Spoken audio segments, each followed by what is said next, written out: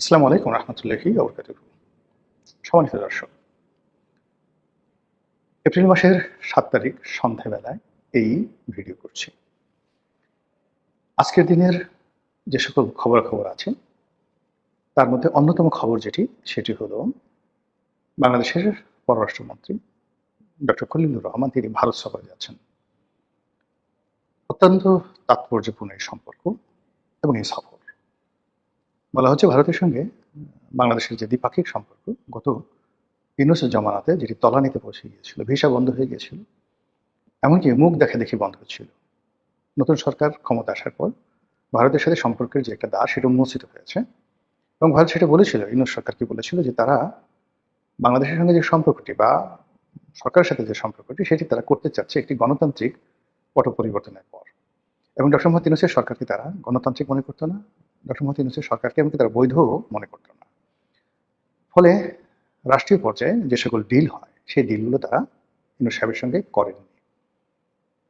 হয়তো ইউনূস সাহেবের তাবেদার যারা ছিলেন বা তিনি যাদের তাবেদার ছিলেন মার্কিন যুক্তরাষ্ট্র, তারা তার সঙ্গে অনেক কিছু করেছেন।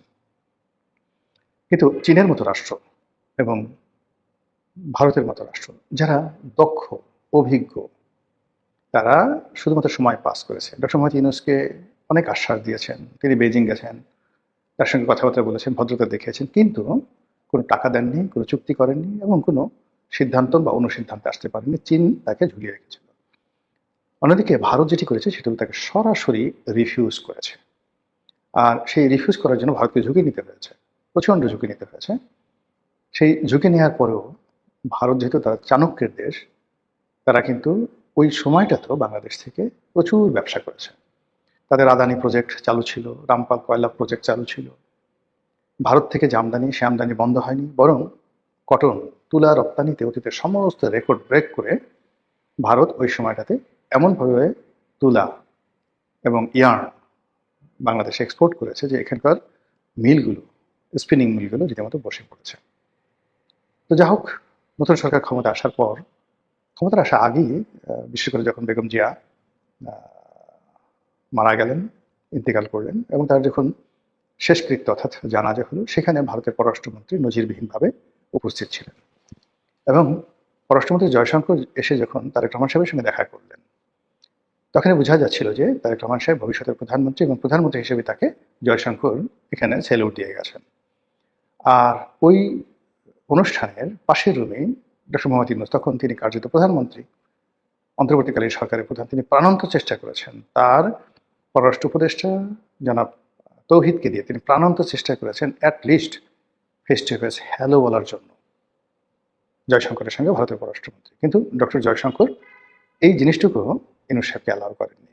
ইট মিনস ইউনূস সাহেবের সঙ্গে ভারতের সকল কর্মকর্তাদের রীতিমতো মুখ দেখা দেখি বন্ধ ছিল।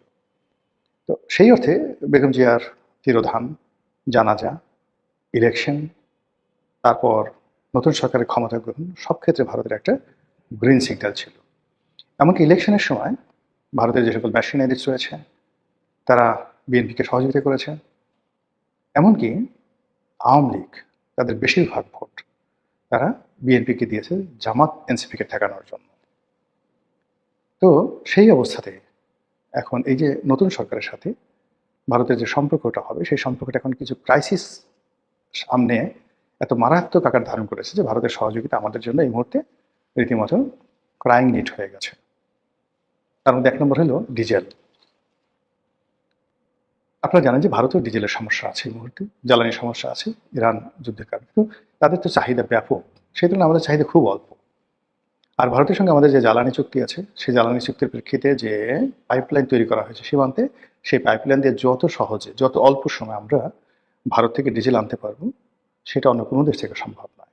এতে আমাদের সিস্টেম লস অনেক কম যাবে, পরিবহন ব্যয় নাই বললেই চলে, এবং তার সঙ্গে সঙ্গে খুব স্বল্পতম সময় আমরা আমাদের চাহিদা মেটাতে পারবো। এবং নতুন সরকারের প্রতি বন্ধুত্বের নিদর্শন স্বরূপ ভারত 2 দফায় তারা ব্যাপক ডিজেল, বিরাট একটা যাকে বলা হয় ডিজেল, কত 7,000 মেট্রিক টন বা 9,000 মেট্রিক টন দুটো চালান তারা দিয়েছে, যেটি ইউনূসের জামানাতে এটা হয়নি। তো এরকম একটা প্রসপেক্ট যখন, এই যে যুদ্ধ চলছে, আমরা কোথাও ডিজেল আনতে পারছি না, এখানে টাকারও সমস্যা আছে, তো সেখানে ভারত থেকে নগদে হোক, ক্রেডিট লাইনে হোক, আমাদেরকে ডিজেল পেতে হবে। 2 নম্বরে যেটি আছে সেটি হলো যে বর্তমান সরকার নিরবচ্ছিন্নভাবে যাতে ক্ষমতায় থাকতে পারে, ভারতের কোঅপারেশন, ফাইন্যান্সিয়াল অ্যাসিস্ট্যান্স থাকতে হবে।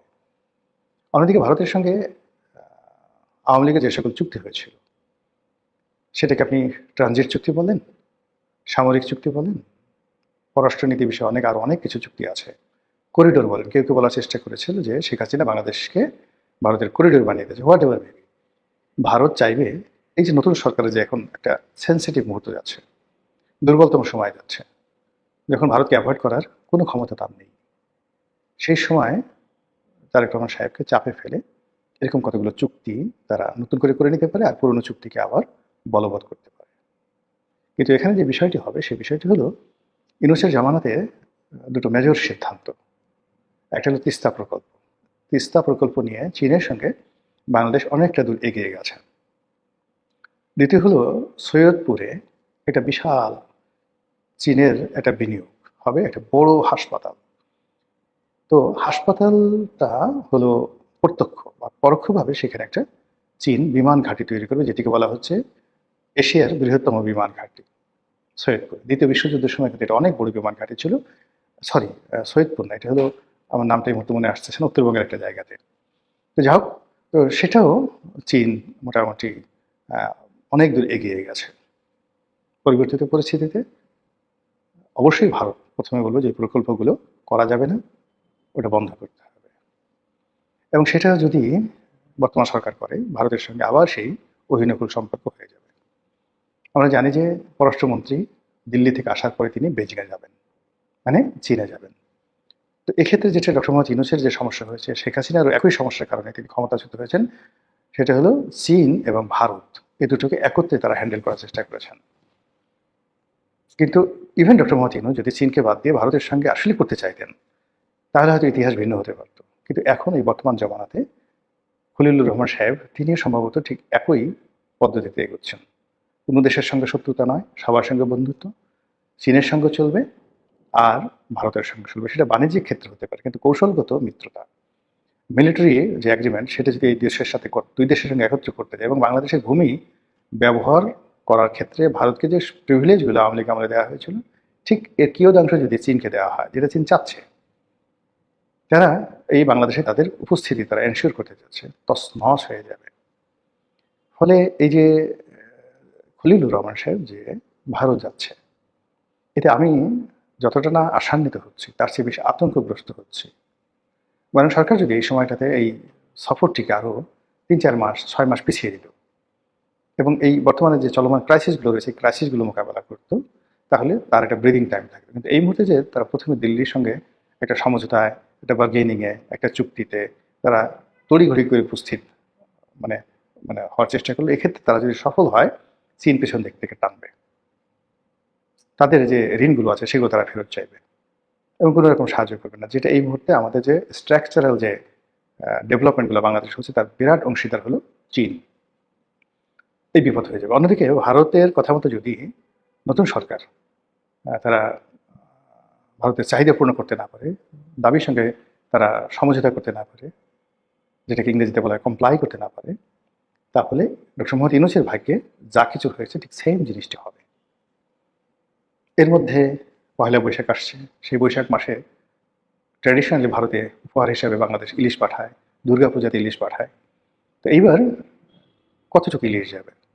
বিগত দিনের চেয়ে যদি অনেক অনেক বেশি যায়, ইভেন শেখ হাসিনার চেয়ে বেশি যায়, ধরে নেবেন যে তারেক রহমান সাহেব আসলে আওয়ামী লীগ জমানার সাথে বেশি আন্তরিকতা দিয়ে ভারতের সঙ্গে একটা বন্ধুত্ব করতে যাচ্ছে। আর যদি ইলিশের সাইজ, আকার আকৃতি কম হয়, তাহলে ধরবেন যে এই বন্ধুত্ব ভালো মতো হবে না। এর মধ্যে আর একটা ঘটনা ঘটে গেছে, সেটা হলো স্পিকার শিরীন শারমিন চৌধুরী, তাকে গ্রেপ্তার করা হয়েছে। তিনি কোর্টে গেছেন এবং সেখানে ইচ্ছাই হোক অনিচ্ছাই হোক অপ্রীতিকর ঘটনা ঘটেছে, যেটা নিঃসন্দেহে ভারতকে বিক্ষুব্ধ করবে।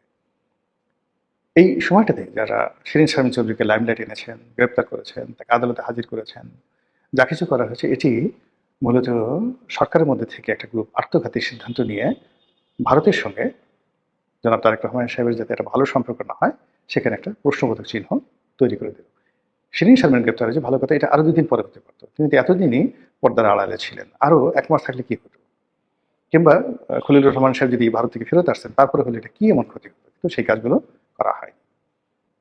আরেকটি বিষয় সেটা হলো খলিলুর রহমান সাহেব যখন সেখানে যাবেন অবশ্যই আওয়ামী লীগ নিয়ে আলোচনা হবে, শেখ হাসিনাকে নিয়ে আলোচনা হবে, এবং তার এই আলোচনার আগে বাংলাদেশে যে ঘটনাটি ঘটছে, আওয়ামী লীগকে পার্লামেন্টে আইন করে তারা আওয়ামী লীগকে নিষিদ্ধ করার যে সিদ্ধান্ত নিয়েছে, এইটার কি হবে? আপনার কি মনে হয়? ভারতের ক্ষেত্রে খুব খুশি হবে? ভারতকে এটা গ্রিন সিগন্যাল দেবে? অথবা যদি এখন সরকার এই আইনটি পাশ করে তখন ভারত এটাকে কিভাবে নেবে? আর যদি সরকার এই খলিলুর রহমান সাহেবের ফেরত আসার পরে এই আইন থেকে সরে আসে তখন কি হবে? সব মিলিয়ে আমার কাছে মনে হচ্ছে যে এই মুহূর্তে যে এই ভারত সফর পররাষ্ট্রমন্ত্রীর, এটি কোনো সাধারণ কোনো ঘটনা নয়, এবং এখানে এই সফরের সামনে এবং পেছনে যে প্রশ্নবোধক চিহ্নগুলো রয়েছে, যে চাহিদাগুলো রয়েছে, তার প্রেক্ষিতে এখানে যে সরকারের জন্য খুব লাভ হবে তা নয়, বরং সরকারের জন্য অনেক অনেক ঝুঁকি তৈরি করবে। এবং বাংলাদেশকে অস্থিতিশীল করার জন্য যে পক্ষগুলো দাঁড়িয়ে আছে, রাজপথের বিরোধী শক্তি, গুপ্ত শক্তি, ফোর্থ স্টেট, পঞ্চম বাহিনী, এবং যে ডিপ স্টেটকে আমরা জমের মতো ভয় পাচ্ছি, যে ডিপ স্টেটের কারণে শেখ হাসিনার পতন হয়েছে, সেই ডিপ স্টেট কিন্তু এখনো থেমে নাই। ফলে খলিলুর রহমান সাহেবের এই যে সফর, সেই সফরের দিকে প্রতিটি পক্ষ তীক্ষ্ণ দৃষ্টি রাখছে, এবং পান থেকে চুন খসার সঙ্গে সঙ্গে সর্বশক্তি দিয়ে সরকারকে যদি তার প্রতিপক্ষ যারা আছে আঘাত করে, তাহলে এখনো সরকার শক্তির সঞ্চয় করেনি, তাদেরকে তাদের পক্ষে সেই আঘাত প্রতিহত করা, সেই আঘাত অ্যাবজর্ব করা সহজ বিষয় হবে না। মহান আল্লাহ আমাদের সবাইকে হেদায়েত দান করুন এবং হেফাজত করুন। আসসালামু আলাইকুম ওয়া রাহমাতুল্লাহি ওয়া বারাকাতুহু।